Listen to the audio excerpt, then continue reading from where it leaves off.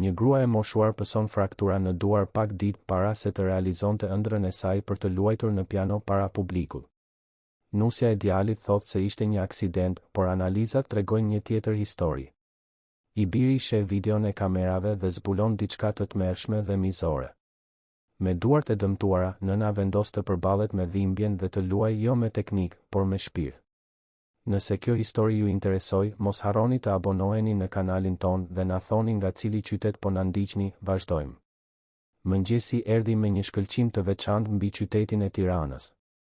Dielli i pranverës hynte përmes dritareve të shtëpisë së madhe në zonën e bllokut, duke ndriçuar pianon e madhe që zinte këndin më fisnik të sallonit. Elena u zgjua herët, siç bënte gjithmonë në moshën 72 vjeçare, por atë ditë zemra i rrite me një energji tjetër. Gishtat i mpiheshin nga ankthi dhe ajo buzëqeshi kur kujtoi se mungonin vetëm 3 javë për prezantimin që do t'ia ndryshonte jetën. U ngrit nga shtrati ngadalë duke ndier në kyçe peshën e viteve, por edhe lehtësinë e dikujt që më në fund po realizonte një ëndër të ruajtur që nga rinia. Vesh rob deshambrin e mëndafsh blu që djali i saj Ardiani ja kishte dhuruar për ditëlindjen e fundit dhe zbriti shkallët me kujdes, duke u mbajtur te parmaku. Shtëpia ishte e heshtur. Ardiani dhe bashkëshortja e tij Anila flinin ende, ashtu si edhe Mbesa Besa, e cila në moshën 17 vjeçare po kalonte pushimet e shkollës aty. Elena përgatiti mëngjesin e saj me qetësi. Bukë franceze të ngrohtë që shërbëtorja e kishte lënë në shport, gjalp cilësor, reçel lule shtrydheje shtëpie dhe një kafe filtri të fortë. U ul në tryezën e kuzhinës dhe la mendimet të endeshin në të kaluarën. Sa herë gjatë jetës kishte ëndërruar për atë moment.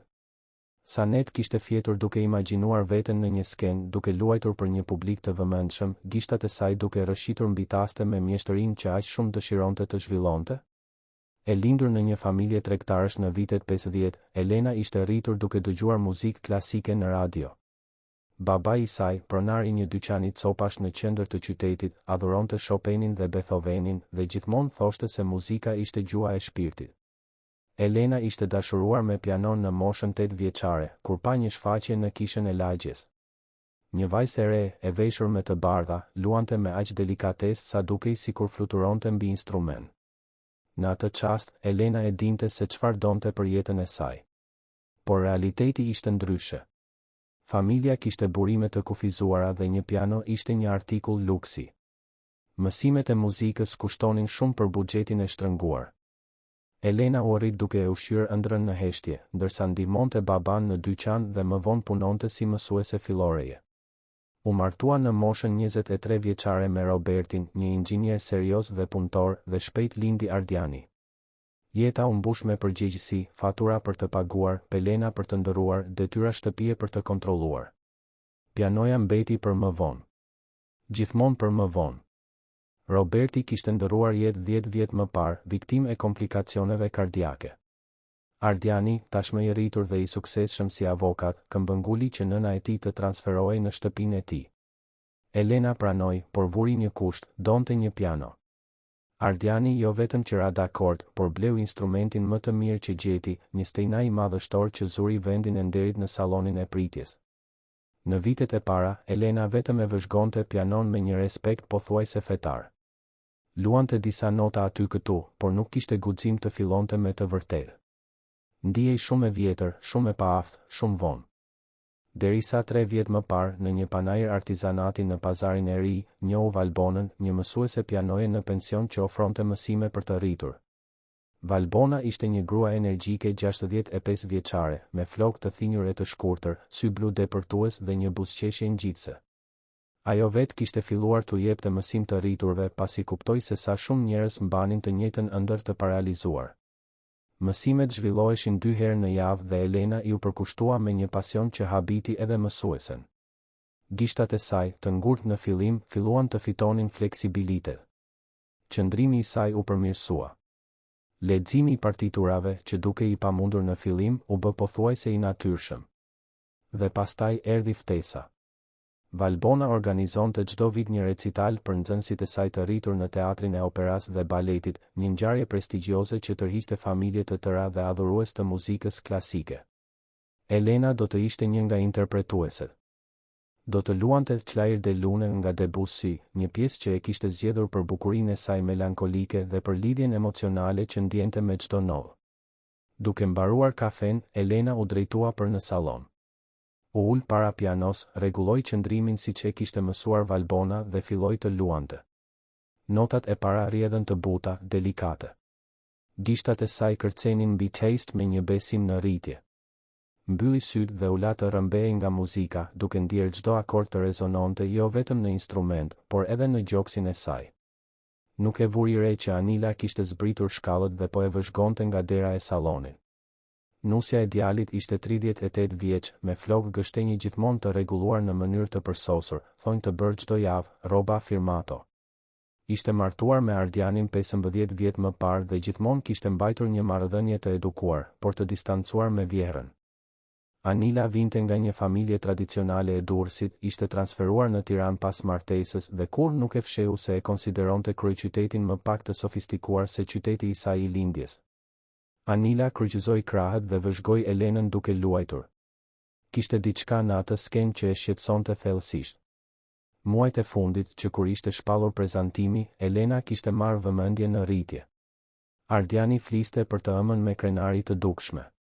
Miqtë e familjes vlerësonin guximin dhe përkushtimin e të moshuarës.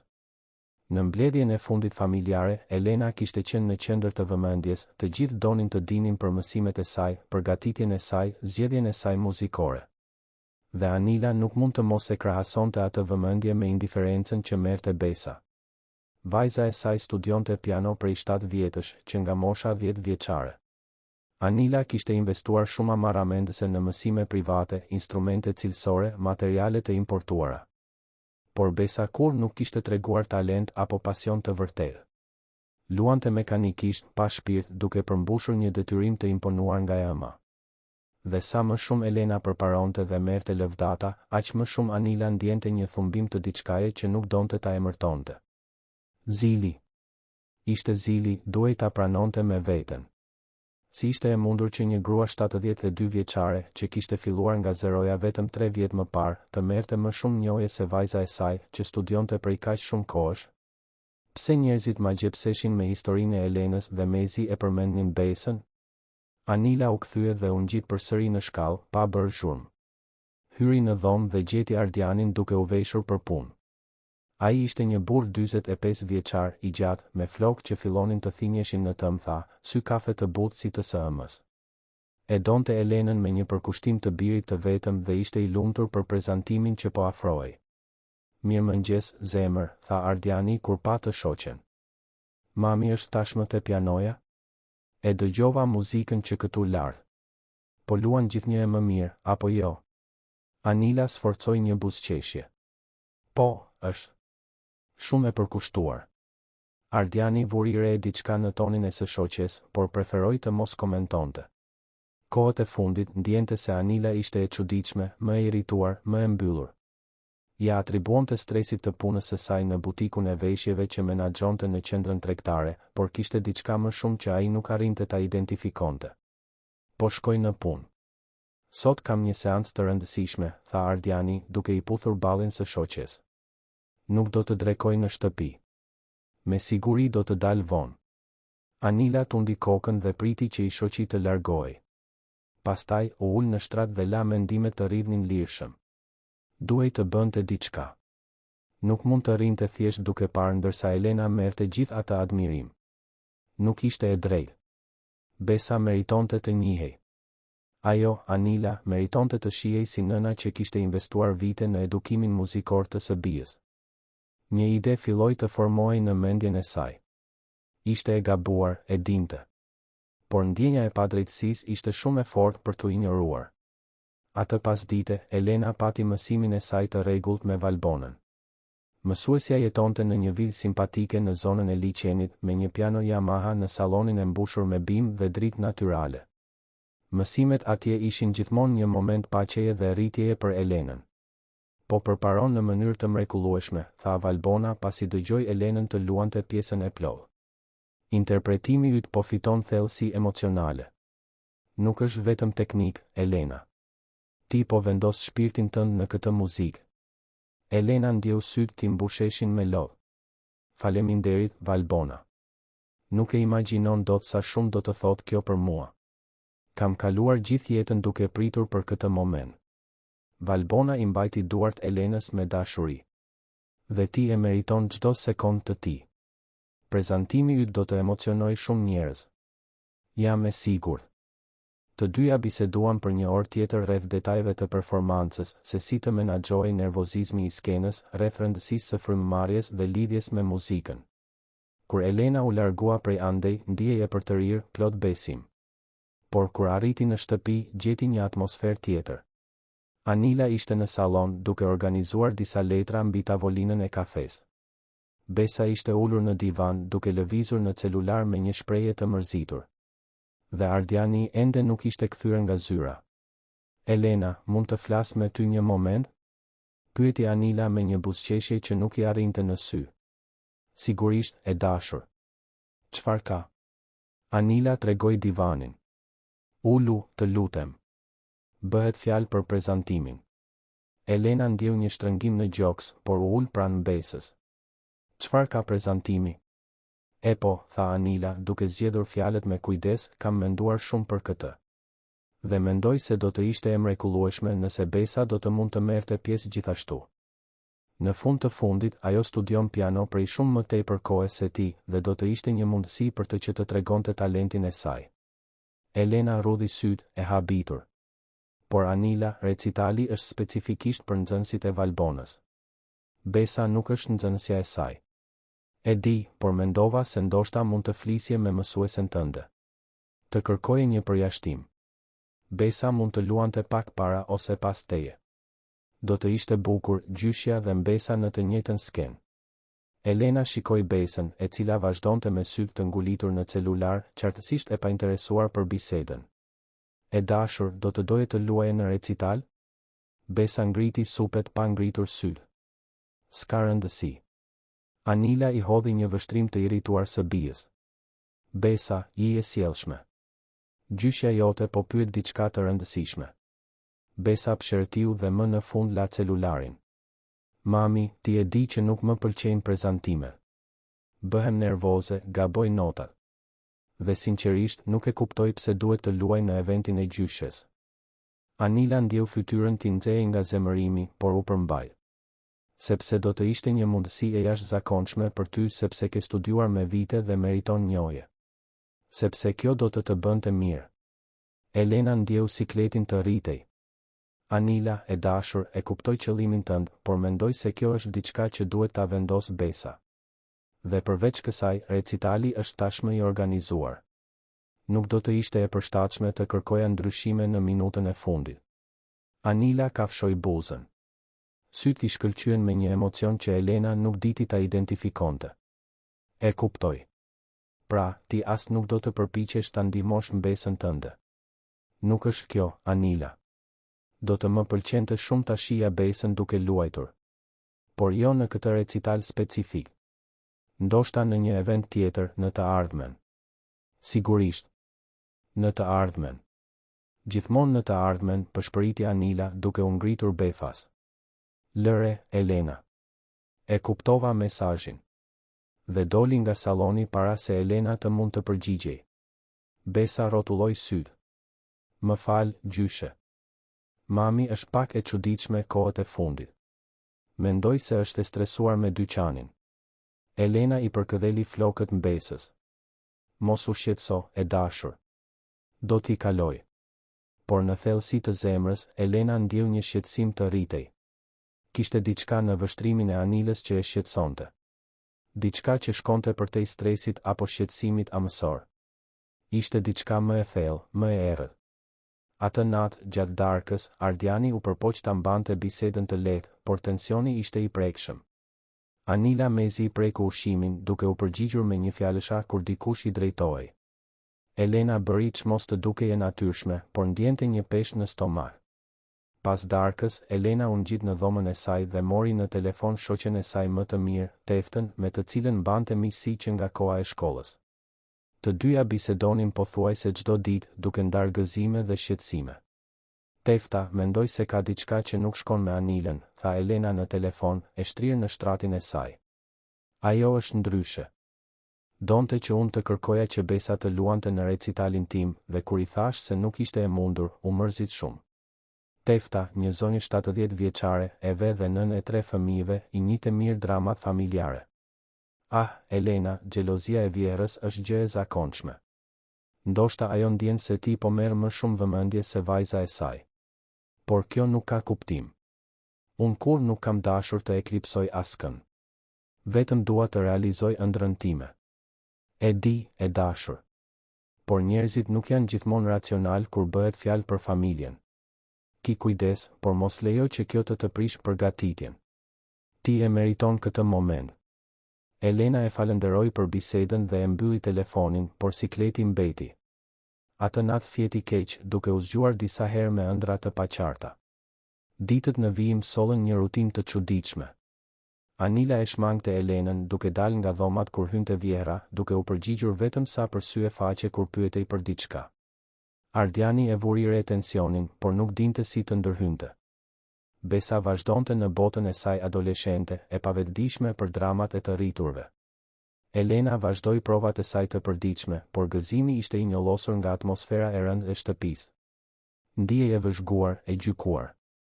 Më shumë se një herë, kur luante piano, vuri re Anilën të ndalur në derën e sallonit, duke e vëzhguar me një shprehje të padeshifrueshme. Një javë para prezantimit, Elena u zgjua me një dhimbje të bezdishme në duar. Mendoi se ishte vetëm tension nga praktika e tepërt dhe mori një antiinflamator. Por dhimbja vazhdoi gjatë gjithë ditës. Kyçet e saj dukeshin më të ngurta, gishtat më pak reagues. U përpoq të luante pasdite dhe vuri re se performanca e saj ishte kompromentuar. Notat nuk rridhnin si më parë. E shqetësuar, mori në telefon Valbonën. Mësuesja I sugjeroi të pushonte për 2 ditë, duke shmangur lojën për të mos I sforcuar duart. Elena pranoi, por ankthi u rrit. Po sikur dhimbja të mos kalonte? Po sikur të mos arrinte të prezantojë? Atë natë, gjatë darkës, Elena komentoi rastësisht për dhimbjen në duar. Ardiani u shqetësua menjëherë. Mami, duhet të shkosh te një mjek. Nuk është normale të ndjesh dhimbje të tilla. Tashmë kam lënë një takim me ortopedin për nesër, tha Elena. Duhet të jetë vetëm nga përdorimi I tepërt. Do të pushoj disa ditë dhe do të bëhem mirë. Anila ngriti syt nga pjata. Sa keq.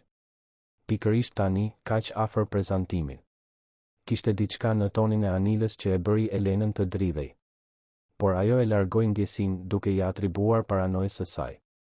Të nesërmen, Elena shkoi te mjeku. Ortopedi I ekzaminoi duart me kujdes, kërkoi grafi dhe mbeti I habitur me atë që pa. Zonja Elena, kyçet tuaja janë të inflamuara, por nuk shoh shenja artriti apo ndonjë gjendje tjetër kronike. Është një inflamacion akut, ndoshta I shkaktuar nga lëvizje të përsëritura të tepërta ose ndonjë traumë e vogël që ju nuk e keni vënë re. Traumë? Pyeti Elena. Por unë nuk jam lënduar. Ndonjëherë ndodh pa e kuptuar. Një goditje e lehtë, një presion, diçka e tillë. Do t'ju përshkruaj antiinflamator më të fortë dhe pushim absolut për 5 ditë. Asnjë piano gjatë kësaj periudhe. Elena ndjeu zemrën t'i shtrëngoi. Por doktor, kam një prezantim të rëndësishëm pas 6 ditësh. Mjeku pëshertiu. Shikoni, nëse pushoni siç duhet dhe merrni ilaçet, ka shanse të përmirësoheni në kohë. Por nëse sforcoheni tani, mund ta përkeqësoni shumë dhe të kompromentoni jo vetëm prezantimin, por edhe shëndetin tuaj afatgjallë. Elena u kthye në shtëpi e dëshpëruar. Ardiani u përpoq ta ngushëllonte, por ajo mezi fliste. U ngjit në dhomë dhe qau vetëm, duke ndjerë se ëndra e saj po I rëshiste ndër gishta, fjalë për fjalë. Ishte Besa ajo që trokiti në derë disa orë më vonë. Gjyshe, mund të hyj? Mundesh, e dashur. Besa u ul në shtrat pranë gjyshes. Dëgjova babin duke folur për duart e tua. Më vjen shumë keq. Elena buzëqeshi dobët. Faleminderit, bija ime. Do të bëhem mirë. Besa hezitoi, sikur donte të thoshte diçka më shumë. Më në fund, foli. Gjyshe, duhet të tregoj diçka. Por nuk mund t'i thuash askujt se isha unë që ta thash, dakord? Elena u ul më mirë në shtrat, vigjilente. Çfarë ka, Besa? Bëhet fjalë për mamin tim. Ajo është shumë e çuditshme. Javën e kaluar e dëgjova duke folur në telefon me dik për ty, ajo thoshte se ti po merrje shumë vëmendje, se kjo nuk ishte e drejtë për mua, se ti po eklipsoje punën e saj si nën. Unë ndjeva shumë në siklet, gjyshe. Unë kur nuk kam kërkuar asgjë të tillë. Elena ndjeu një të ftohtë në shpinë. Dhe çfarë tjetër tha? Nuk dëgjova gjithçka. Por ajo foli se do të bënte diçka për të balancuar gjërat. Nuk e di çfarë do të thotë, por u shqetësova. Mami është bërë obsesive me këtë çështjen që unë duhet të jem më e mirë se ti në piano, dhe sinqerisht nuk e duroj dot më. Elena e përqafoi mbesën. Mos u shqetëso, e dashur. Këto janë gjëra të rriturve. Mamaja jote thjesht është e shqetësuar për ty, por brenda vetes, Elena ndjeu një shqetësim të thellë të rritej. A do të ishte Anila e aftë të bënte diçka për të sabotuar prezantimin e saj? Jo, ishte një mendim absurd. Anila ishte nusja e djalit të saj, nëna e mbesës së saj, gruaja e djalit të saj. Nuk do të bënte diçka të tillë. Apo do ta bënte? Ditët në vijim ishin një përzierje pushimi të detyruar dhe ankthi në rritje. Elena merrte ilaçet me përpikëri, bënte kompresa të ftohta në duar, shmangte çdo lëvizje që mund të përkeqësonte inflamacionin. Por koha kalonte dhe prezantimi afrohej në mënyrë të pashmangshme. 3 ditë para recitalit, Elena u zgjua duke i ndier duart pak më mirë. Dhimbja ishte zvogëluar, ngurtësia gjithashtu. Me kujdes, zbriti në sallon dhe u ul para pianos. Luajti disa shkallë të thjeshta. Gishtat u përgjigjen më mirë, megjithse ende nuk ishin perfekt. Ishte aq e përqendruar sa nuk e vuri re Anilën të ndalur në derë, duke e vëzhguar me një shprehje të zymë. Kur Elena më në fund e vuri re praninë e nusës së djalit, një drithërim i përshkoi shpinën. Duart e tua po përmirësohen, tha Anila me një buzëqeshje të ftohtë. Sa mirë. Elena sforcoi një buzëqeshje. Po, janë. Mendoj se do të arrijë të luaj në recital. Anila tundi kokën ngadalë. Uroj. Do të ishte keq të humbisje gjithë këtë kohë përgatitjeje.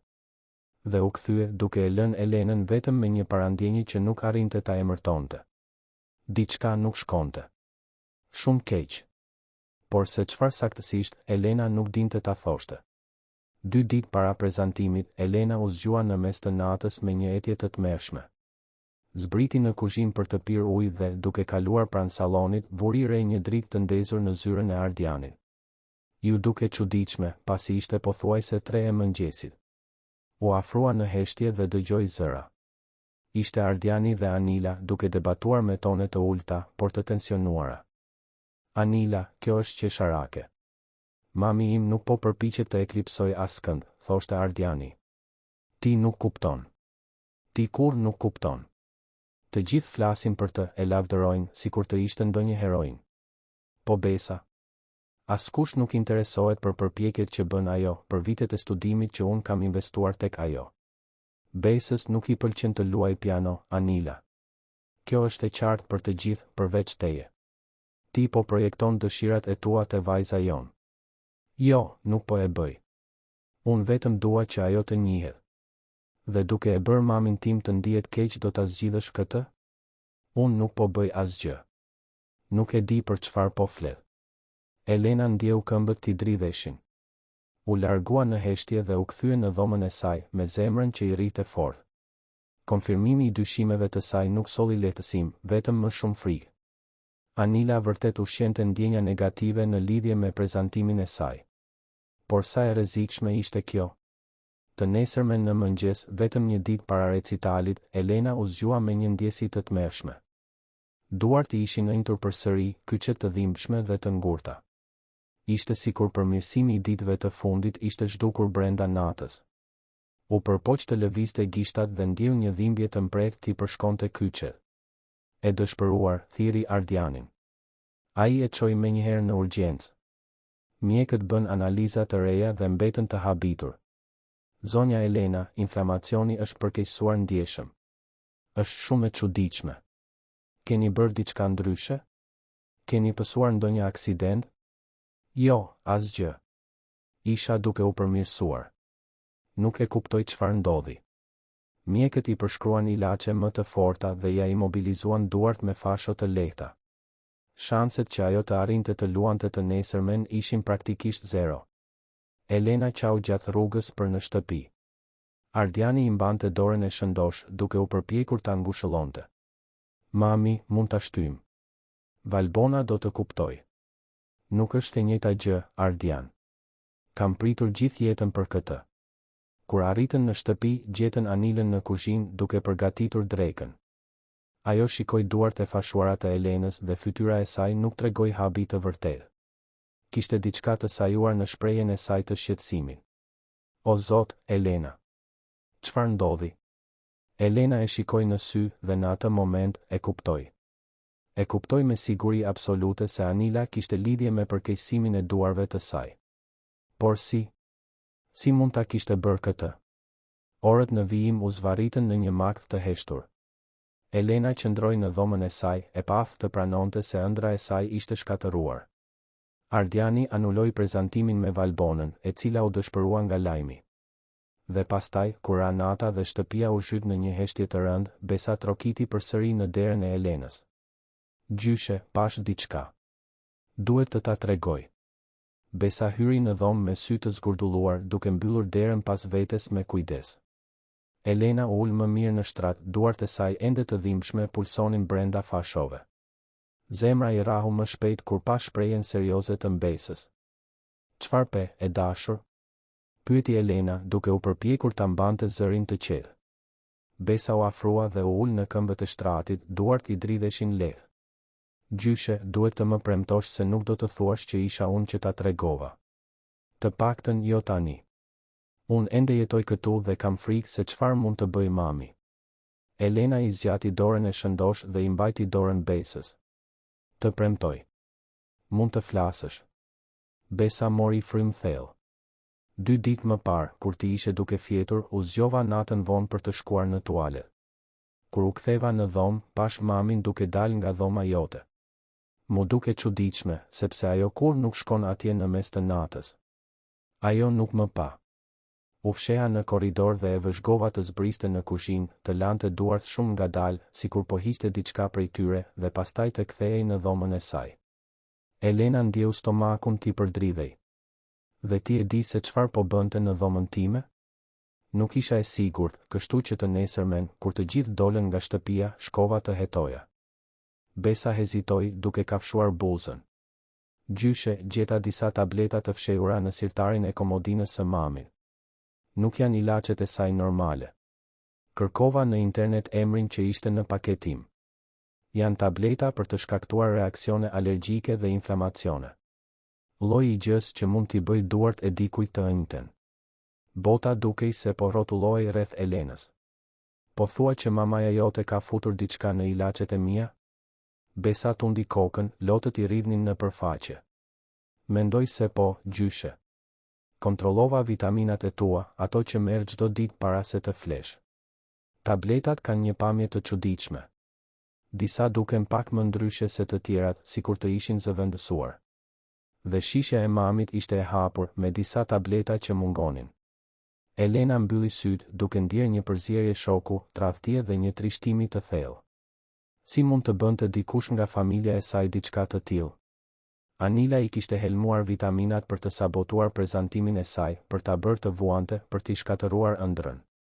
E dashur, tha Elena me zë të dridhur, duhet të mi tregosh këto tableta. Dhe duhet t'i tregojmë babait tën. Besa tundi kokën shpejt. Jo tani, gjyshe. Ende jo. Babi nuk do të besoj. Ai kur nuk beson kur dikush flet keq për mamin. Ai gjithmonë e mbron atë. Dhe nëse unë i tregoj, mami do të mohoj gjithçka, do të thotë se po shpik, dhe gjithçka do të bëhet më keq për mua. Unë jam vetëm 17 vjeç. Nuk kam ku të shkoj. Elena e kuptoi dilemën e Besës. Besa kishte të drejtë. Ardiani ishte i verbër kur bëhej fjalë për Anilën.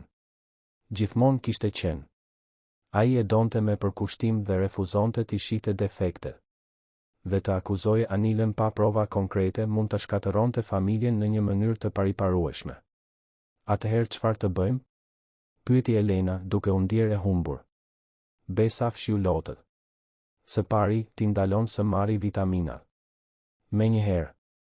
Pastaj, ne duhet të mbledhim prova. Fotografi të tabletave, ndoshta të marrim një mostër për analizë. Dhe pastaj, kur të kemi gjithçka në rregull, ja tregojmë babit. Atëherë ai nuk do të ketë si ta mohoj. Elena tundi kokën ngadalë. Je shumë guximtare, Besa.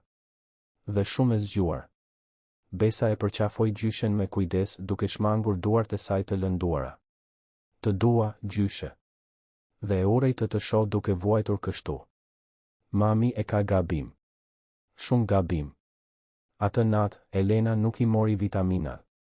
E ruajti shishen në sirtarin e komodinës dhe u përpoq të flinte, por gjumi nuk i vinte. Mendja i rrotulloi në qarqe, duke përpunuar zbulimin e Besës, duke u përpjekur të kuptonte se si kishte arritur në atë pikë. Anila, gruaja që Ardiani donte, nëna e mbesës së saj të dashur, po i shkatëronte duart qëllimisht për zili dhe mëri. Ishte diçka aq mizore, aq absurde, sa Elena ende luftonte për ta pranuar plotësisht. Por provat ishin aty. Përkeqësimi i pashpjegueshëm i duarve të saj. Mungesa e habisë së vërtet të Anilës kur e pa të fashuar. Dhe tani, zbulimi i Besës. Në ditët në vijim, Elena shtirej sikur gjithçka ishte normale. Vazhdoi t'i ruante vitaminat pa i marrë dhe vuri re një përmirësim gradual në duart e saj. Inflamacioni filloi të zvogëlohej, dhimbja po largohej, lëvizshmëria po kthehej pak nga pak. Ishte një konfirmim i dhimbshëm, Anila vërtet po e helmonte. Besa, me dinakërinë e brezit të saj, fotografoi tabletat e dyshimta nga shishja e Anilës duke përdorur celularin. Arriti madje të merrte disa prej tyre dhe t'i ruante në një qese plastike, duke i fshehur në fund të çantës së shkollës. Dy gratë, gjyshja dhe Mbesa, u bën aleate sekrete në një hetim të heshtur. Ardiani mbetej i pavetëdijshëm për gjithçka. Punonte orë të gjata në zyrë, kthehej i lodhur në shtëpi, darkonte me familjen dhe shkonte të flinte. Në fundjavë, përpiqej të gjallëronte Elenën duke e çuar për drek jashtë, duke biseduar për mundësinë e shtyrjes së prezantimit për disa muaj më vonë. Elena buzëqeshte dhe pajtohej, por brenda vetes planifikonte hapat e saj të ardhshëm. Valbona, mësuesja e pianos, e vizitoi Elenën një javë pas anulimit të prezantimit. Të dyja u përqafuan gjatë dhe Valbona nuk e fshehu trishtimin e saj. Elena, e dashur, u dëshpërova kur më mori në telefon Ardiani. Por e rëndësishme është shëndeti yt. Do ta shtym për recitalin e ardhshëm pas 3 muajsh. Do të kesh kohë të rikuperohesh plotësisht. Elena e falenderoi, por nuk përmendi dyshimet e saj për Anilën. Ende nuk ishte koha. Kishte nevojë për më shumë prova, për një plan të fortë. Ishte Tefta, shoqja e saj prej dekadash, ajo që më në fund e ndihmoi të organizonte idetë. Elena e vizitoi një pasdite me diell, duke marrë me vete fotografitë që kishte bërë Besa. Të dyja u ulën në kopshtin e shtëpisë së Teftës, duke pirë çaj të ftohtë me limon. O Zot, Elena, kjo është shumë serioze, tha Tefta pasi dëgjoi gjithë historinë. Duhet t'i tregosh Ardianit. Dhe ndoshta edhe policisë.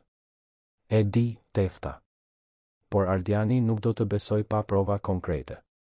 Dhe unë nuk dua t'ja shkatërroj martesën.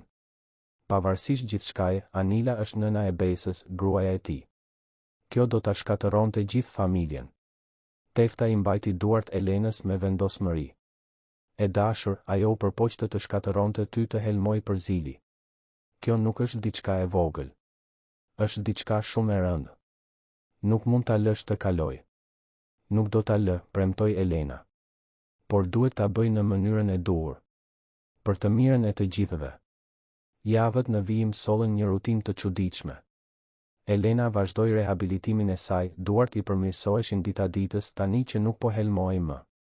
Rifilloi mësimet me Valbonën, duke luajtur me kujdes, duke rindërtuar besimin e saj. Recitali ishte shtyrë për 2 muaj më vonë dhe ajo ishte e vendosur të ishte gati.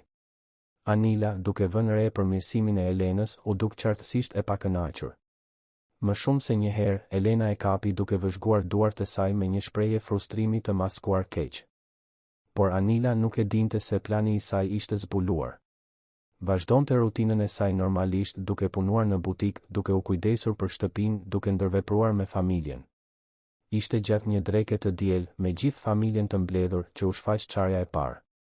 Ardiani komentoi rastësisht për përmirësimin e Elenës duke lavdëruar për kushtimin e saj ndaj fizioterapisë. Mami yt është e mahnitshme, apo jo, Anila?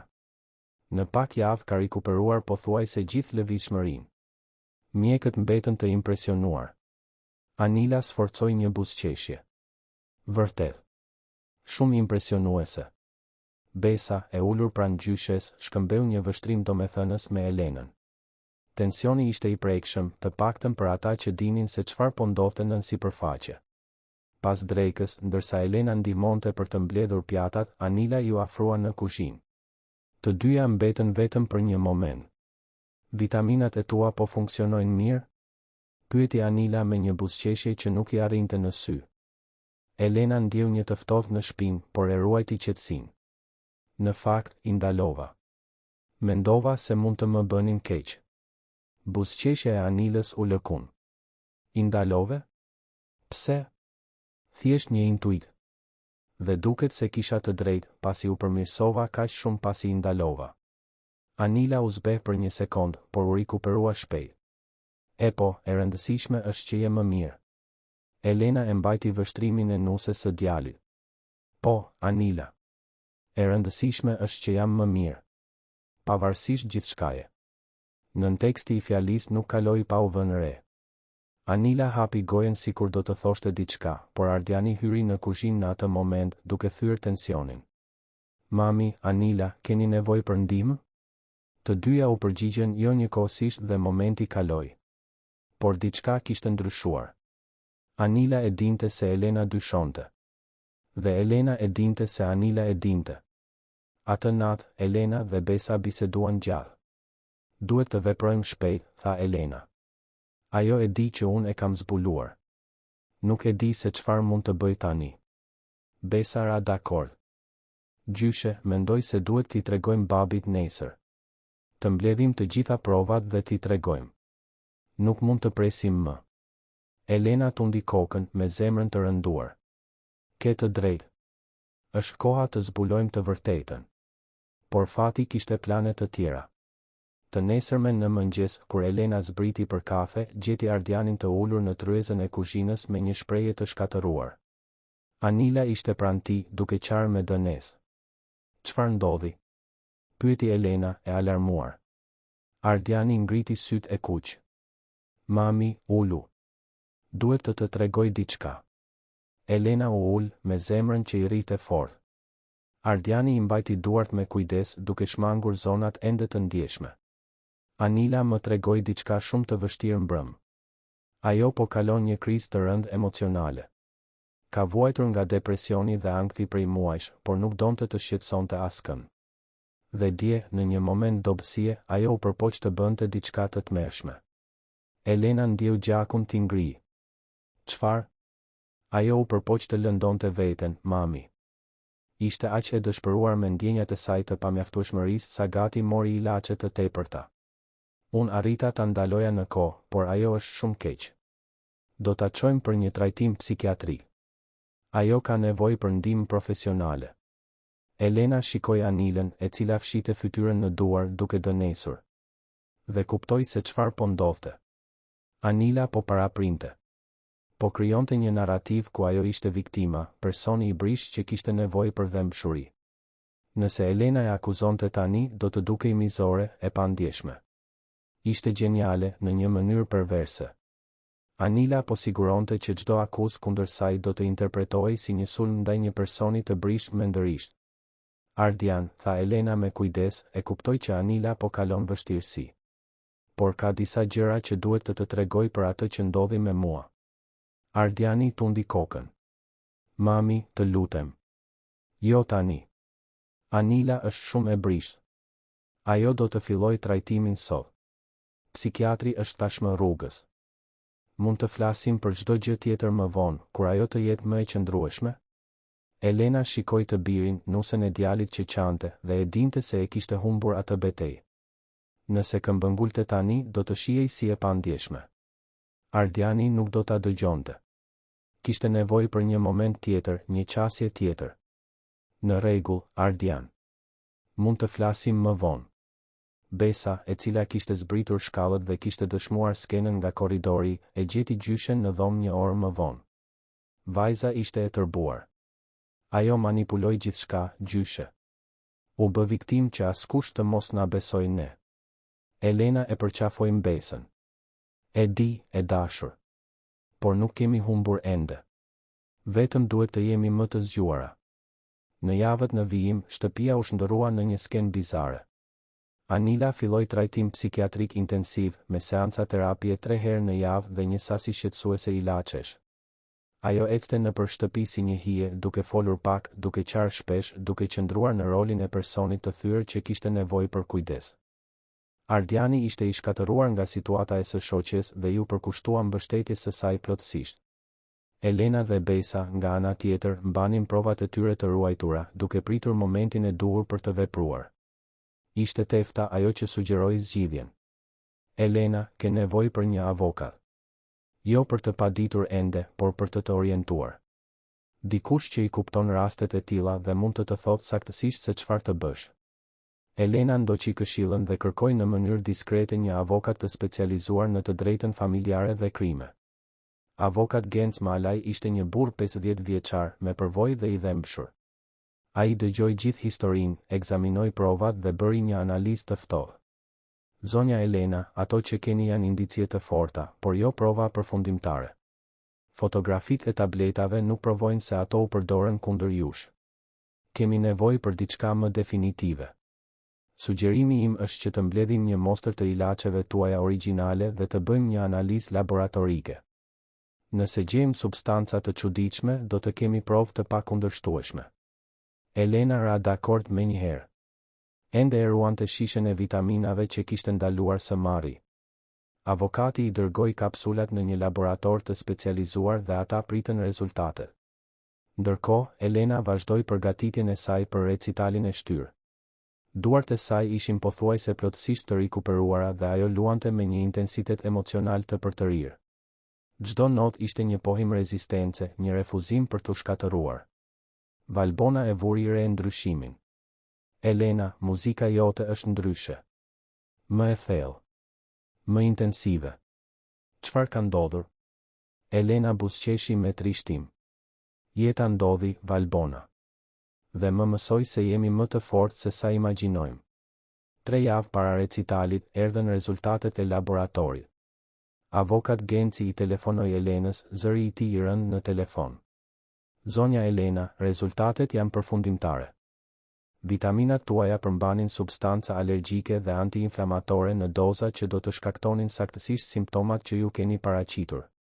Ky është helmim i qëllimshëm. Kemi prova të mjaftueshme për një denoncim penal. Elena ndjeu këmbët t'i dridheshin. Është koha, pra. Është koha, konfirmoi avokati. Do të përgatis gjithë dokumentacionin. Ju duhet të vendosni, doni të bëni një denoncim formal në polici apo preferoni të përballeni me familjen tuaj së pari? Elena mendoi për Ardianin se si do të shkatërrohej. Mendoi për Besën, e cila ende jetonte në atë shtëpi dhe varej nga prindërit. Mendoi për Anilën, e cila kishte manipuluar gjithçka me aq aftësi. Dua të përballem me familjen time së pari.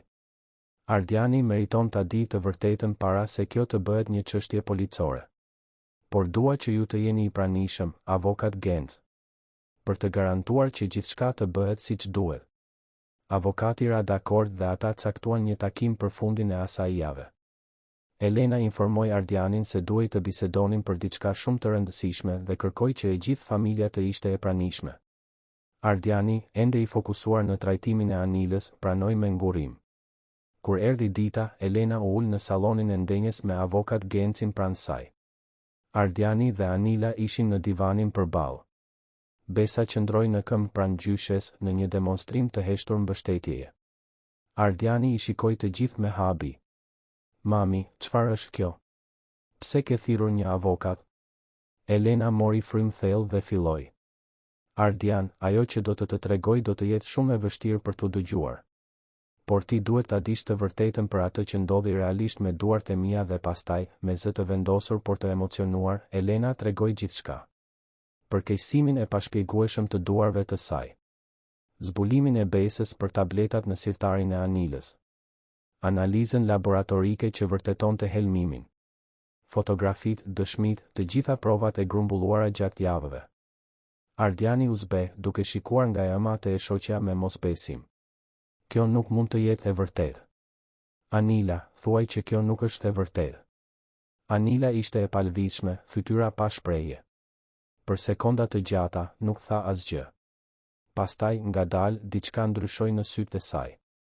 Maska e brishtësisë ra, duke zbuluar diçka të ftohtë dhe llogaritse poshtë saj. Po sikur të jetë e vërtetë, tha Anila me një zë që Elena nuk e kishte dëgjuar kur më parë. Po sikur unë ta kem bërë vërtet këtë? Çfarë do të bësh, Ardian? Ardiani u ngrit nga divani duke u dridhur. Si mund ta pyesësh këtë? Si mund të pranosh diçka kaq monstruoze dhe të sillesh sikur nuk është asgjë? Anila u ngrit gjithashtu, trupi i saj i tensionuar. Sepse isha e ngopur. E ngopur duke parë mamin tënd të merrte gjithë vëmendjen. E ngopur duke dëgjuar lëvdata për të ndërsa vajza ime injorohej. E ngopur duke qenë nusja e padukshme ndërsa vjera perfekte shkëlqente. Heshtja që pasoi ishte absolute. Besa filloi të qante në heshtje. Avokat Genci mbante shënime. Ardiani dukej se kishte humbur aftësinë për të folur. Elena, me lot që i rridhnin në përfaqe, tha me zë të ulët, Anila, unë kur nuk kam dashur të eklipsoj askën. Vetëm doja të realizoja ëndrrën time. Anila qeshi, një tingull i hidhur dhe pa humor. Ëndra jote. Gjithmonë ëndra jote. Po ëndrat e të tjerëve? Po ajo që doja unë për vajzën time? Askujt nuk i intereson kjo.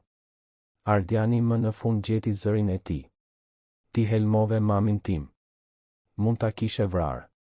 Dhe po flet sikur ajo të ishte fajtorja. Anila u kthye nga i shoqi. Nuk doja ta vrisja. Vetëm doja që ajo të mos mund të luante.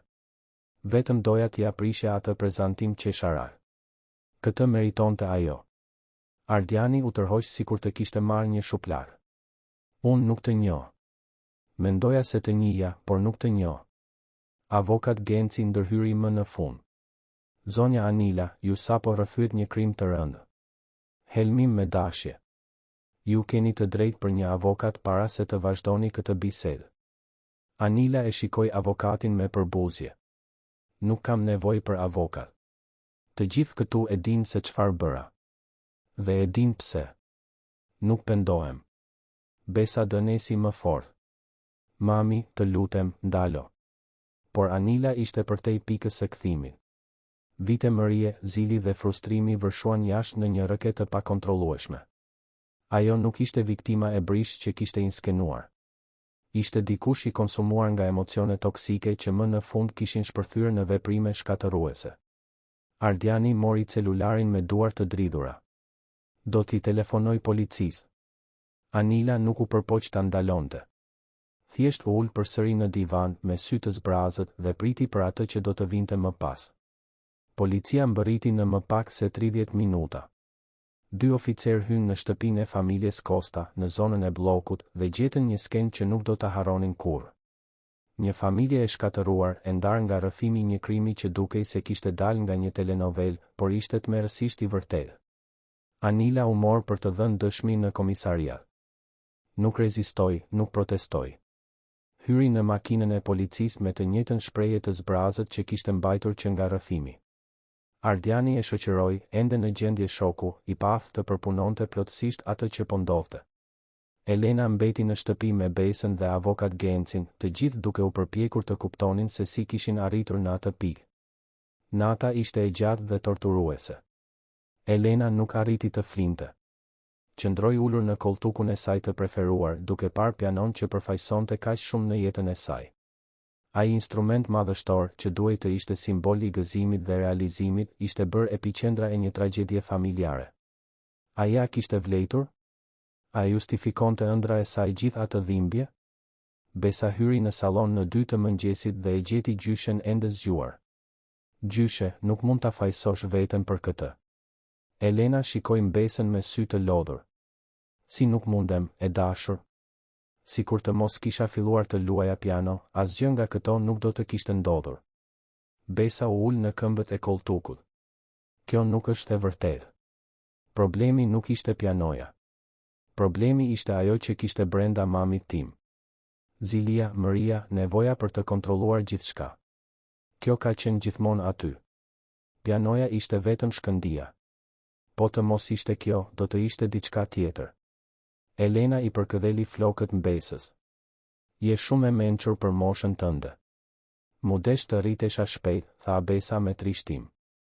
Mami im ka qenë gjithmonë e vështirë. Vetëm kur nuk e imagjinova se mund të bënte diçka të tillë. Të dyja qëndruan në heshtje për një moment të gjatë, duke gjetur ngushëllim në praninë e njëra tjetrës. Ishin të mbietuara të një stuhje që ende nuk kishte kaluar plotësisht.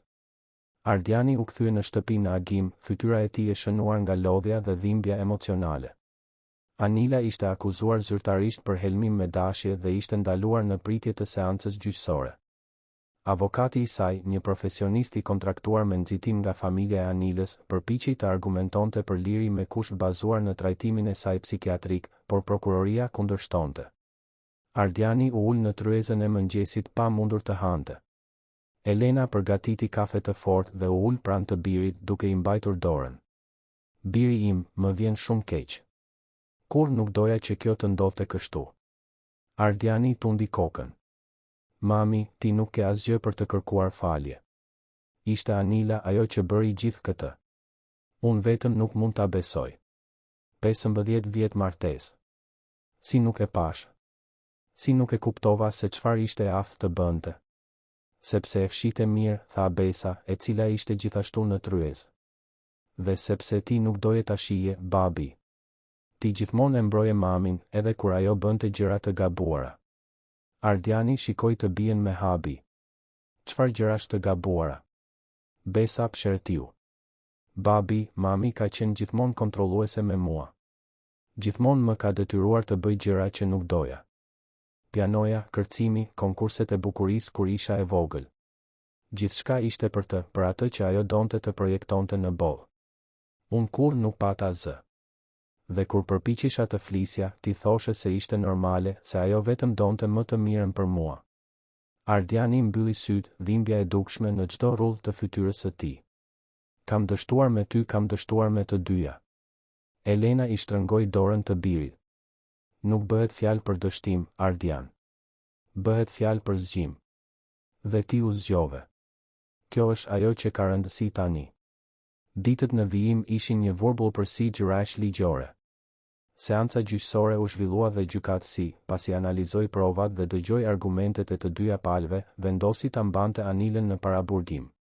Rëndësia e krimit, rrëfimi i qartë dhe rreziku që ajo mund të dëmtonte dëshmitarët, peshuan në vendim. Lajmi u përhap nëpër qytet. Historia e të moshuarës që u helmua nga nusja e djalit për të mos luajtur piano u bë kryetitull në gazetat lokale. Gazetarët përpiqeshin të kontaktonin Elenën për intervista, por ajo i refuzonte të gjithë. Nuk donte ta shndërronte vuajtjen e saj në një spektakël publik. Valbona e vizitoi Elenën një javë pas arrestimit të Anilës. Mësuesja ishte e shkatëruar nga lajmi. Elena, e dashur, as nuk di çfarë të them. Kjo është kaq e tmerrshme, kaq tronditse. Elena shërbeu çaj për të dyja në sallonin e saj. Po, Valbona. Zbulova se ndonjëherë realiteti është më dramatik se çdo trillim. Por e citali? Pyeti Valbona butësisht.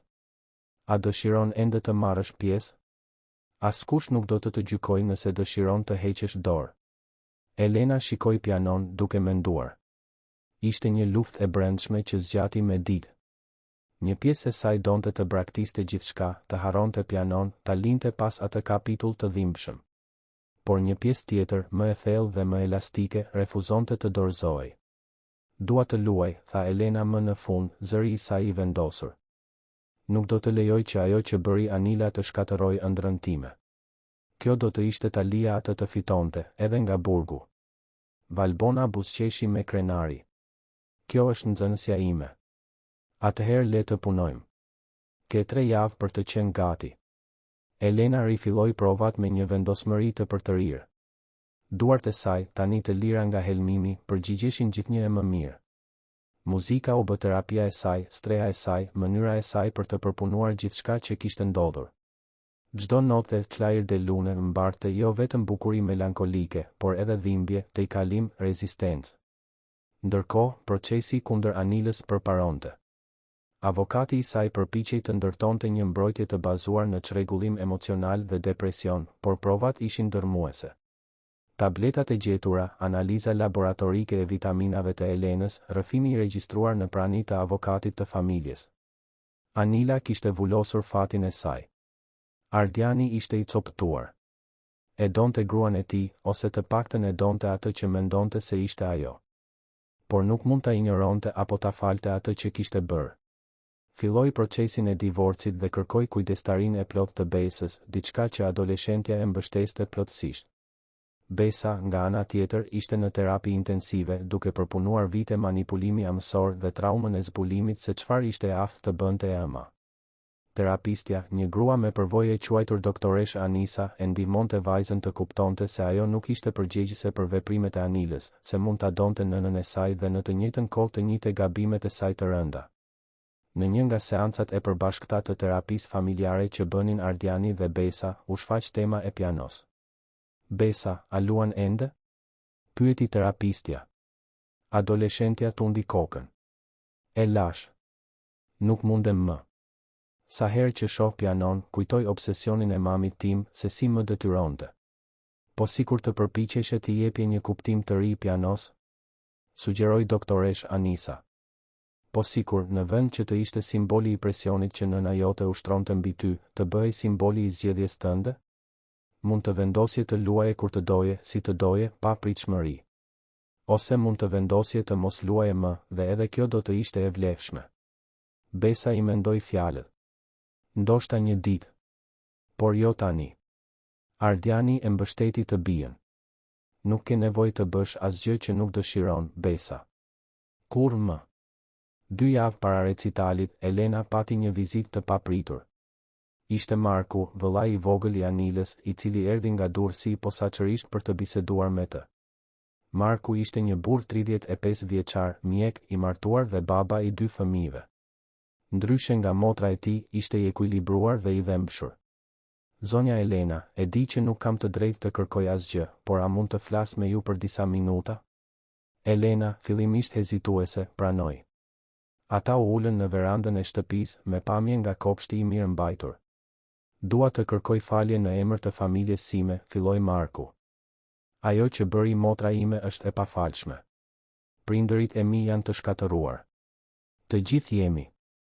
Anila gjithmonë ka pasur probleme, gjithmonë ka qenë konkurruese dhe e pasigurt, por kur nuk e imagjinuam se do të arrinte deri këtu. Elena dëgjoi në heshtje, duke e lënë djalin të fliste. E vizitova në burg dje, vazhdoi Marku. Ajo është ndryshe. Mendoj se më në fund po e kupton seriozitetin e asaj që bëri. Nuk po kërkoj që ju ta falni. Vetëm doja që të dinit se ajo nuk na përfaqëson të gjithëve ne. Dhe se, nëse ka diçka që mund të bëjmë për të lehtësuar vuajtjen që ajo shkaktoi, ju lutem na njoftoni. Elena ndjeu një val emocioni. Mark, i vlerësoj fjalët e tua. Dhe nuk ju fajsoj juve apo familjen tuaj. Secili është përgjegjës për veprimet e veta. Anila bëri zgjedhje dhe tani duhet të përballet me pasojat. Do të luani në recital? Do të luaj, u përgjigj Elena me bindje. Do të luaj për ëndrrën që kam pasur gjithmonë. Do të luaj për vajzën 8 vjeçare që u dashurua me pianon. Dhe do të luaj për të provuar se askush nuk mund të na heqë atë që ka vërtet rëndësi, përveç se nëse e lejojmë ne. Marku buzëqeshi me respekt. Ju jeni një grua e jashtëzakonshme. Besa është me fat që ju ka gjyshe. Pas largimit të Markut, Elena ndjeu diçka të ndryshonte brenda saj. Zemërimi dhe hidhërimi që mbante filluan të shndërroheshin në diçka tjetër. Nuk ishte falje, ende jo. Por ishte kuptimi se Anila ishte një person thellësisht i trazuar, se veprimet e saj vinin nga një vend dhimbjeje dhe pamjaftueshmërie. Provat e fundit ishin intensive. Valbona punonte me Elenën jo vetëm në teknik, por edhe në praninë skenike, në lidhjen emocionale me muzikën. Ti nuk po luan vetëm nota, Elena. Ti po tregon historinë tënde. historinë e një gruaje që priti gjithë jetën për këtë moment dhe nuk la asgjë ta shkatëronte.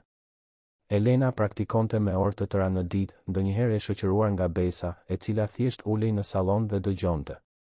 Muzika krijonte një urë mes tyre, një hapësirë shërimi të përbashkët. Ardiani gjithashtu gjeti ngushëllim në meloditë që buronin nga salloni. Pas ditësh raskapitse në zyrë dhe vizitash të dhimbshme në burg për të rregulluar detajet e divorcit, ai kthehej në shtëpi dhe ulej në shkallë, duke dëgjuar të ëmën të luante. Muzika i kujtonte se bukuria ende mund të ekzistonte edhe mes shkatërimin. Një javë para recitalit, Tefta organizoi një darkë të vogël në shtëpinë e Elenës me disa shoqe të vjetra. Ishte një përpjekje për të rikthyer normalitetin, për t'i kujtuar Elenës se ajo kishte një rrjet mbështetjeje përtej familjes së ngushtë. Gratë, të gjitha rreth të 70-tave, ndan histori nga jeta e tyre, ëndrat e tyre të shtyra, te kalimet e tyre. Elena kuptoi se nuk ishte vetëm. Secila prej atyre grave mbante plagë të padukshme, betejë të heshtura që kishin përballuar. E di, Elena, tha Gloria, një nga shoqet, 73 vjeç dhe ish profesoresh universiteti, ajo që po bën ti është shumë më e madhe se të luash piano. Ti po tregon se kur nuk është vonë për të rifilluar. Se vuajtja nuk ka nevojë të përcaktoj se kush jemi. Fjalët i mbetën Elenës.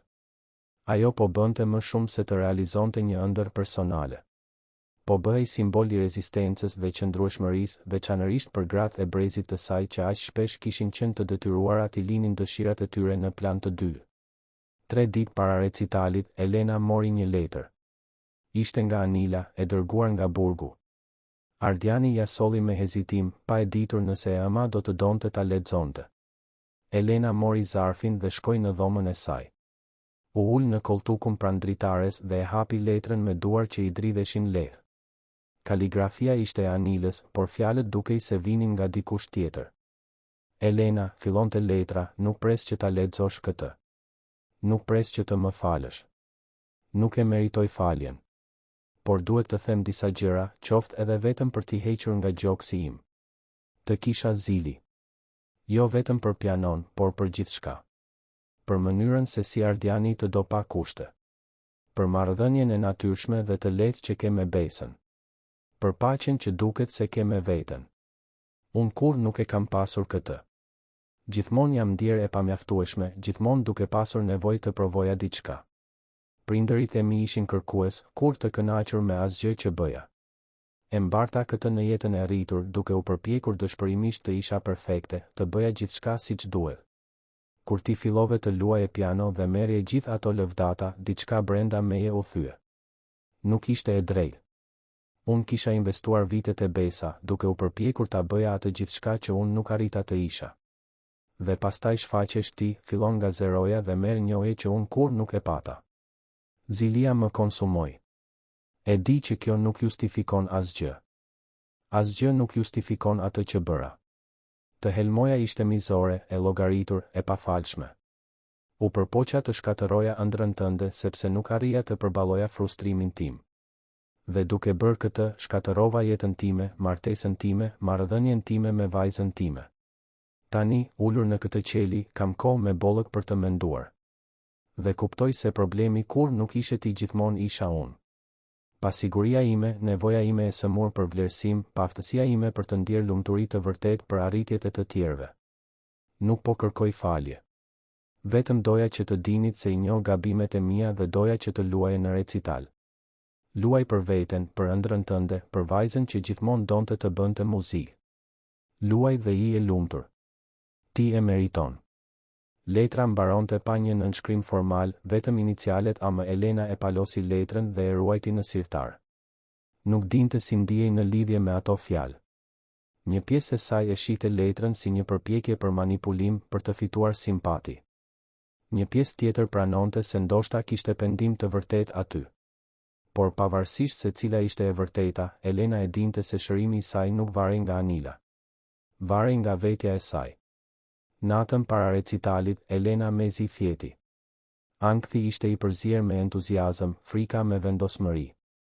U ngrit para agimit dhe shkoi në sallon. U ul para pianos dhe luajti Clair de Lune një herë të fundit para prezantimit zyrtar. Notat rridhnin të buta, melankolike, të ngarkuara me të gjitha emocionet që kishte jetuar muajt e fundit. Kur mbaroi, kishte lot në sy, por ishin lot katarsisi, çlirimi. Ardiani zbriti shkallët dhe e gjeti të ëmën ende ulur para pianos. Mami, je gati? Elena u kthye nga i biri dhe buzëqeshi. Jam, Ardian. Jam më gati se kur për çdo gjë në jetën time. Ardiani e përqafoi me butësi. Jam kaq krenar për ty gjithmonë kam qenë, por tani edhe më shumë. Ti shndërrove diçka të tmerrshme në diçka të bukur. Elena i puthi ballin të birit. Do të jemi mirë, Ardian. Të gjithë ne. Mund të mos duket tani, por do të jemi. Besa ju bashkua atyre pak qaste më vonë, ende me pijame. Gjyshe, unë do të jem në reshtin e parë sonte. Duke bërë tifo për ty, e di, e dashur. Dhe kjo do të thot gjithçka për mua. Dita kaloi me përgatitje. Elena zgjodhi një fustan elegant blu të errët që e kishte bler posaçërisht për këtë rast. Bëri thond, rregulloi flokët në një topuz të ulët dhe diskret. Kur u pa në pasqyrë, pa jo vetëm një grua 72 vjeçare gati për të realizuar një ëndër, por një të mbijetuar, një luftëtare. Në orën 5 pasdite, erdhi koha për të shkuar në teatrin e operas dhe baletit. Ardiani drejtonte makinën me Elenën në sediljen e pasagjerit dhe Besën pas. Teatri ndodhej në qendër të qytetit, një ndërtesë historike me arkitekturë impozante. Kur arritën, Elena ndjeu zemrën t'i rrite më shpejt. Prezantues të tjerë ishin tashmë atje, të gjithë të rritur të moshave të ndryshme që, si ajo, kishin vendosur të ndiqnin ëndrat muzikore vonë. Valbona i priste të gjithë me përqafime të ngrohta, entuziazmi i saj ngjitës. Elena, e dashur, je e mrekullueshme. Tha Valbona. Dhe je e qetë? Çuditërisht, po, u përgjigj Elena. Mendoj se kam kaluar gjëra më të këqija kohët e fundit. Të luash piano nuk duket aq e frikshme në krahasim. Valbona qeshi. Kjo është perspektiva e duhur. Tani eja, të bëjmë një ngrohje të shpejt prapa skenës. Gjysmë ore para fillimit të recitalit, teatri filloi të mbushej. Ardiani dhe Besa u ulën në reshtin e parë, siç kishin premtuar. Tefta ishte aty, me shoqet e tjera. Madje edhe Marku, vëllai i Anilës, u shfaq duke u ulur në mënyrë diskrete në rreshtat e pasme. Teatri i operas dhe baletit ishte plot kur dritat u fikën. Një heshtje respektuese pushtoi sallën me gati 300 njerëz. Valbona u ngjit në skenë për të bërë hapjen e recitalit, duke shpjeguar qëllimin e atij eventi vjetor që festonte të rriturit që kishin vendosur të ndiqnin ëndrat muzikore pavarësisht moshës. Sonte, filloi Valbona me zë të emocionuar, do të dëshmojmë guxim. Guxim për të filluar vonë. Guxim për të qenë të papërsosur. Guxim për të ekspozuar dhe për të ndarë artin. Çdo person që do të ngjitet në këtë skenë ka një histori unike dhe çdo notë që do të luajnë do të jetë një fitore personale. Publiku duartrokiti ngrohtësisht. Ardiani i shtrëngoi dorën Besës, të dy duke e ditur se kur të vinte radha e Elenës, do të dëshmonin shumë më tepër se një prezantim muzikor. Do të shihnin një deklaratë rezistence. Prezantuesit e parë u ngjitën në skenë një nga një. Një zotëri 80 vjeçar luajti një vals të Chopinit me gishta të dridhur por të vendosur. Një grua 50 vjeçare, drejtuese kompanie, prezantoi një pjesë bashkëkohore që e kishte kompozuar vetë. Një çift pensionistësh luajtën me 4 duar një sonatë të Mozartit, vitet e tyre të partneritetit të dukshme në sinkronizimin perfekt. Çdo prezantim pritej me duartrokitje entuziaste. Nuk kishte gjykim aty, vetëm fesë. Ajo ishte një hapësirë e sigurt ku përsosmëria teknike kishte më pak rëndësi se autenticiteti emocional. Më në fund, pas prezantimit të 10, Valbona u kthye në skenë dhe bëri njoftimin që Ardiani dhe Besa prisnin. Prezantuesja jonë e radhës është Elena Costa. Në moshën 72 vjeçare, Elena filloi mësimet e pianos vetëm 3 vjet më parë. Ajo do të luajë Clair de Lune nga Claude Debussy. Elena u ngrit nga prapaskena, këmbët i dridheshin lehtë. Valbona e takoi në prapaskenë dhe i mbajti duar. Ti mundesh. Merr frym. Lidhu me muzikën. Pjesa tjetër vjen natyrshëm. Elena tundi kokën dhe eci drejt skenës. Pianoja e madhe priste në qendër, e ndriçuar nga një dritë e butë. Publiku ishte një masë e errët siluetash, fytyra të padallueshme në gjysmë errësirë. Por Elena e dinte se Ardiani dhe Besa ishin aty dhe kjo mjaftonte. U ul në stolin e pianos, rregulloi qëndrimin, vendosi duart mbi test. Për një moment gjithçka u zhduk. Nuk kishte publik, nuk kishte teatr, nuk kishte peshën e muajve të fundit.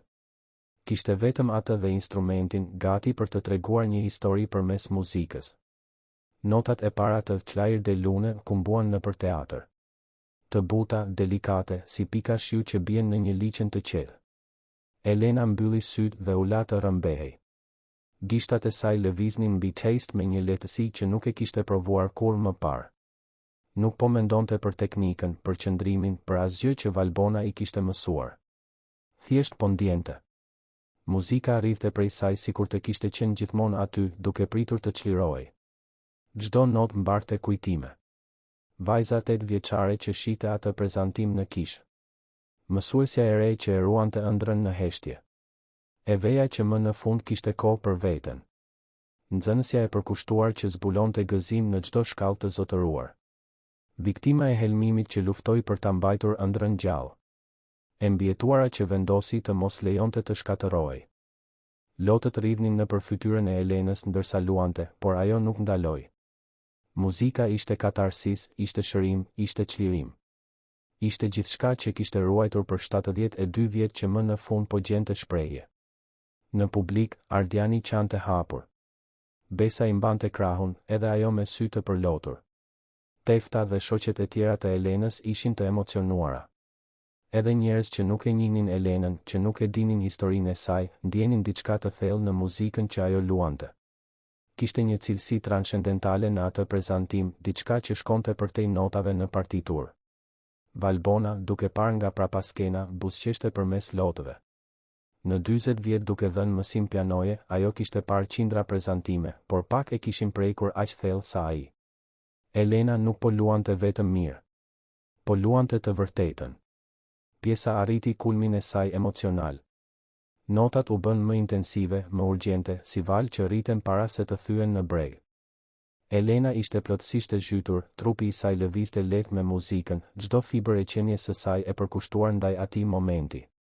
Dhe pastaj, gradualisht, intensiteti filloi të zvogëlohej. Notat u kthyen në butësinë fillestare, si stuhia që kalon dhe qetësia që kthehet. Akordet e fundit notuan në për teatr, delikate si krah fluture, derisa nota e fundit u shpërb në heshtje. Elena i mbajti duart mbi taste për disa sekonda të tjera, syt ende të mbyllur duke shijuar momentin. E kishte bërë. Pas një jete të tërë pritjeje, pas muajsh vuajtjeje dhe lufte, ajo më në fund e kishte realizuar ëndrrën e saj. Hapi syt ngadalë. Për një çast që duke i përjetshëm, teatri mbeti në heshtje absolute. Elena ndjeu një moment paniku. A kishte luajtur kaq keq? A ishin njerëzit në siklet? Dhe pastaj, si një valë që thyet, publiku shpërtheu në duartrokitje. Nuk ishin vetëm duartrokitje të sjellshme njohjeje.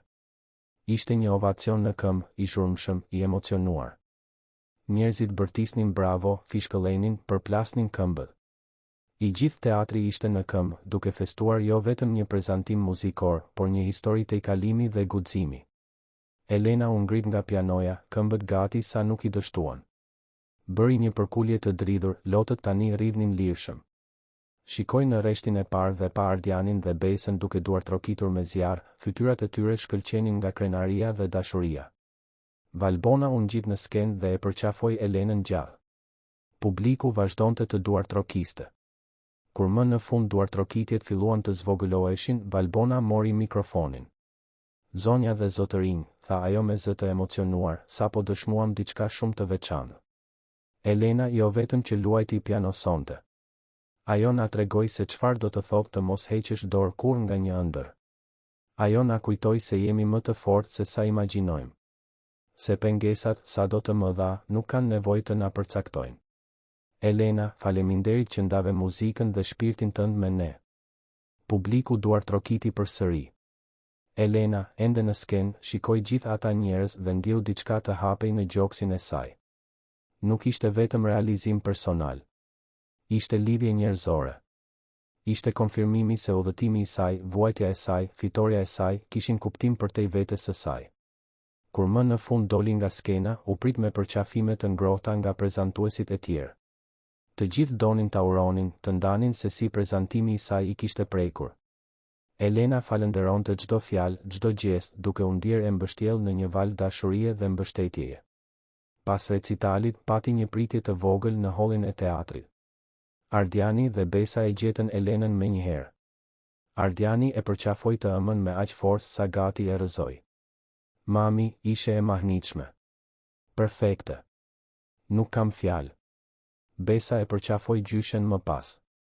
Gjyshe, kur nuk do ta harroj këtë. Ishte gjëja më e bukur që kam parë ndonjëherë. Ti më mësove se ja vlen të luftosh për ëndrat tona. Elena i puthi ballin Besës. Dhe ti, e dashura ime, ende do t'i zbulosh ëndrat e tua. Dhe kur t'i zbulosh, unë do të jem këtu për të mbështetur, pa presione, pa pritshmëri. Vetëm dashuri. Tefta u afrua me shoqet e tjera, të gjitha duke folur në të njëjtën kohë se sa emocionues ishte prezantimi, se si Elena ishte një frymëzim. Njerëz që Elena nuk i njihte vinin ta përshëndesnin, disa duke ndarë historitë e tyre të ëndrave të shtyra, të tjerë thjesht duke e falendëruar që e kishin parë të luante. Në një kënd më diskret të hollit, Marku, vëllai i Anilës, priste radhën e tij. Kur më në fund arriti të fliste me Elenën, fjalët e tij ishin të thjeshta por të sinqerta. Zonja Elena, ishte një nder të isha këtu sonte. Ju shndërruat dhimbjen në bukuri. Këtë bëjnë artistët më të mirë. Elena i shtrëngoi dorën djalit. Faleminderit që erdhët, Mark. Dhe thuaj motrës tënde, nëse dëshiron, se unë luajta. Se e realizova ëndrrën time. Dhe se shpresoj që edhe ajo një ditë të gjej paqe. Marku tundi kokën, i emocionuar, dhe u tërhoq në mënyrë diskrete. Pritja zgjati më shumë se një orë. Kur më në fund mbaruan dhe u kthyen në makinë, Elena ishte e raskapitur por rrezatuese. Gjatë rrugës për në shtëpi, ajo shikoi nga dritarja qytetin e ndriçuar të Tiranës dhe reflektoi mbi gjithçka që kishte jetuar muajt e fundit. Kishte qenë një udhëtim brutal, po. Kishte përballuar tradhti, helmim, shkatërimin pothuajse të ëndrrës së saj.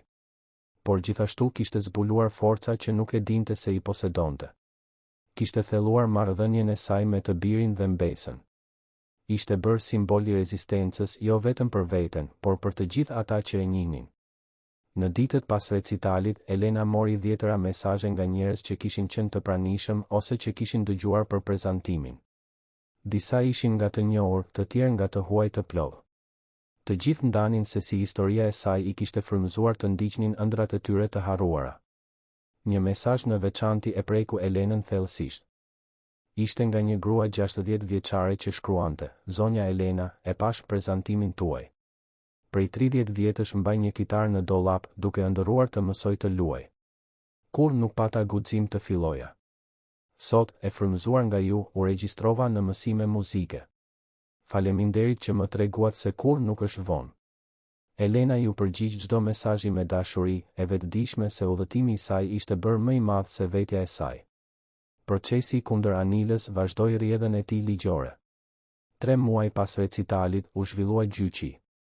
Juria dëgjoi të gjitha provat, dëshmitë, pretendimet e të dyja palëve.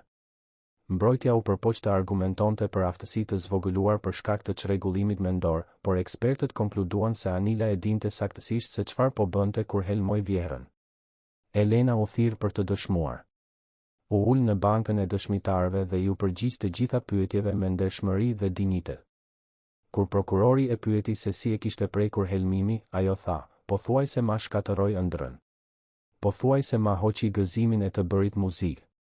Por mësova se ne përcaktohemi jo nga ajo që na ndodh, por nga mënyra se si përgjigjemi asaj që na ndodh. Dhe unë zgjodha të përgjigjem me rezistencë. Kur erdhi radha e mbrojtjes për të pyetur Elenën, avokati i Anilës pyeti: a mund ta falni klienten time? Elena mendoi për një moment të gjatë. Falja është një udhëtim, jo një destinacion. Sot, mund të them se nuk mbaj urrejtje për Anilën. E kuptoj se ajo veproi nga një vend dhimbjeje të thellë.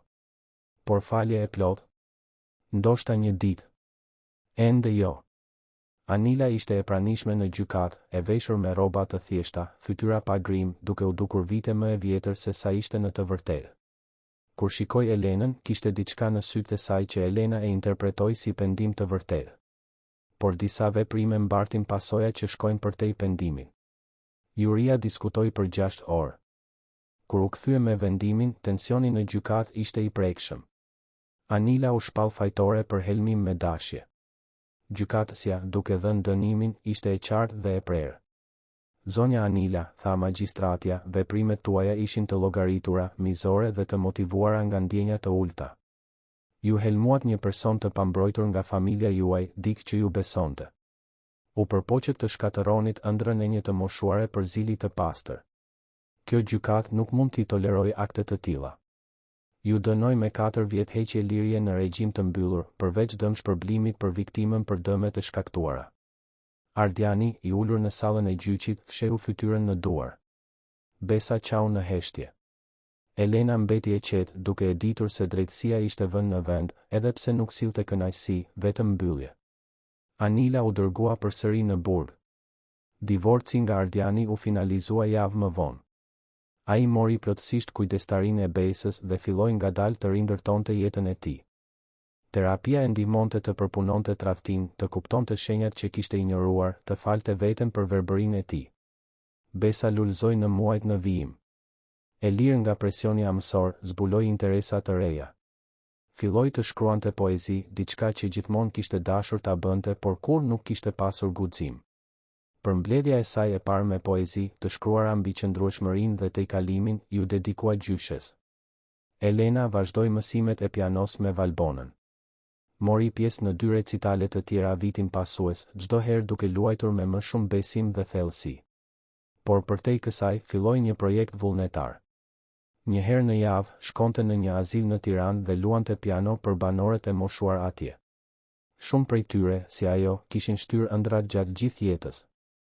Elena i frymëzonte të mos dorëzoheshin kurrë, të gjenin gëzim edhe në rrethana të vështira. Një vit pas recitalit që i ndryshoi jetën, Elena ishte ulur në sallonin e saj, duke luajtur rastësisht kur Besa hyri me një lajm të ri. Gjyshe, nuk do ta besosh. E mban mend atë gruan që të dërgoi mesazh pas recitalit tënd? Ajo që filloi të luante kitare e frymëzuar nga ti? E mbaj mend, tha Elena, duke ndaluar së luajturi. Ajo ka krijuar një grup në internet për të rriturit që po mësojnë instrumente vonë. Grupi ka tashmë më shumë se 1000 anëtar. Dhe ajo dëshiron të të ftoj ty të flasësh me grupin, të ndash historinë tënde. Elena buzëqeshi. Sa gjë e bukur. Sigurisht që flas. Dhe kështu, pa planifikuar, Elena u bë mentore jo formale e 10 njerëzve që kërkonin guxim për të ndjekur ëndrat e shtyra. Bisedat e saj në grupin online ishin gjithmonë plot mençuri praktike dhe empati të vërtetë. Ajo nuk e romantizonte udhëtimin, nuk shtirej se ishte e lehtë, por tregonte se ishte e mundur. Ardiani, duke vëzhguar të ëmën nga larg, mahnitej me transformimin e saj. Mami, i tha ai një të diel të qetë, ti e di që je një frymëzim për shumë njerëz, apo jo? Elena tundi kokën me modesti.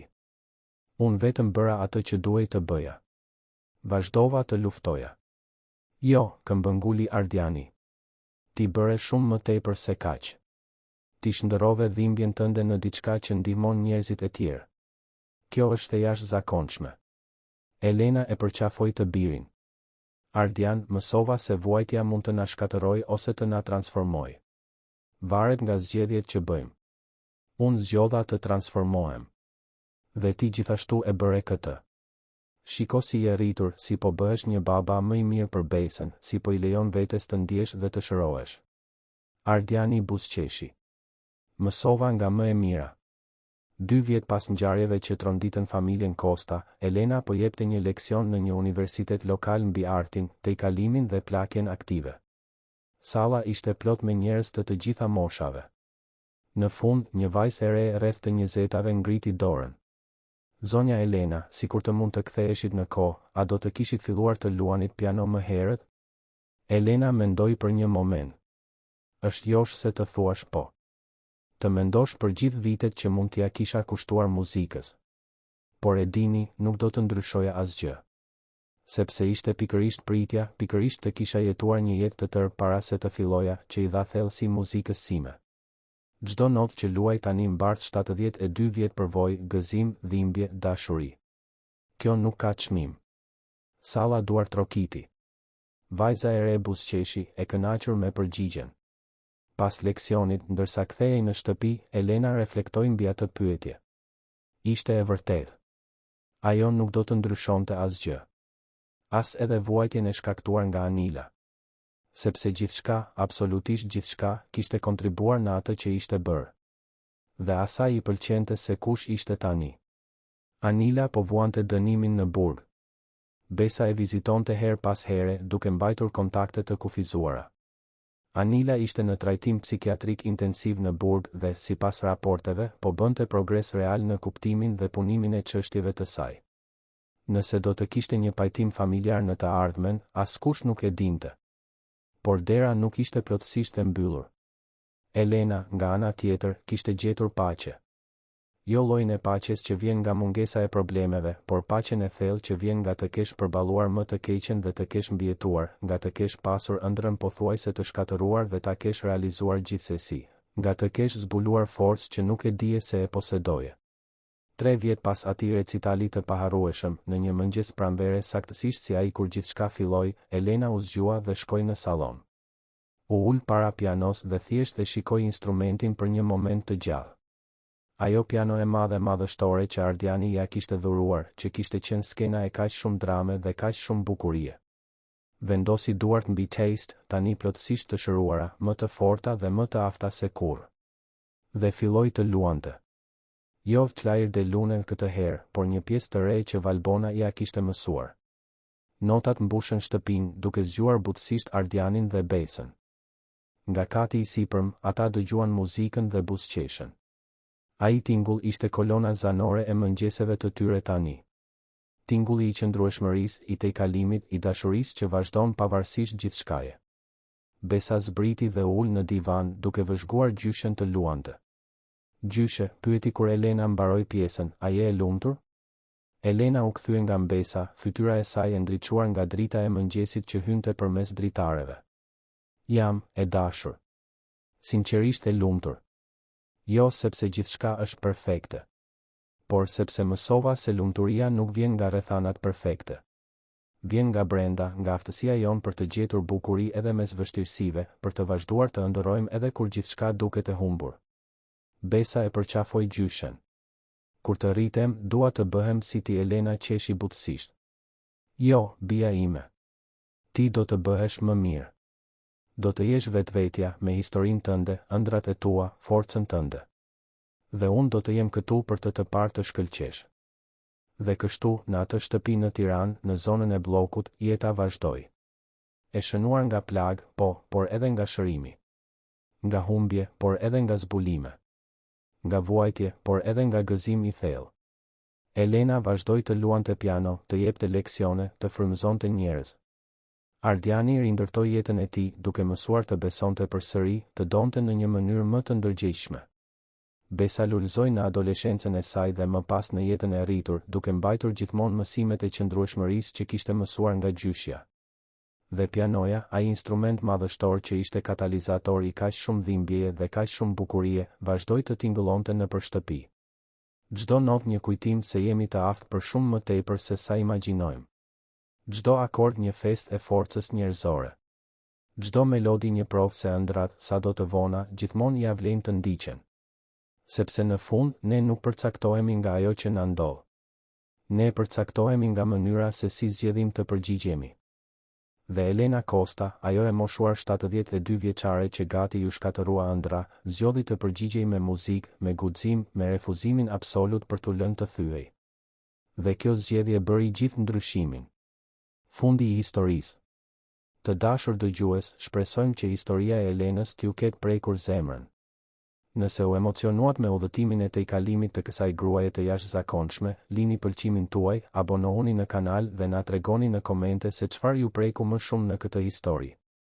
Çdo ditë, ne sjellim rrëfime intensive si kjo, që zbulojnë anën më të thellë të shpirtit njerëzor dhe na kujtojnë se jemi më të fortë se sa imagjinojmë. Ju presim në episodin e ardhshëm.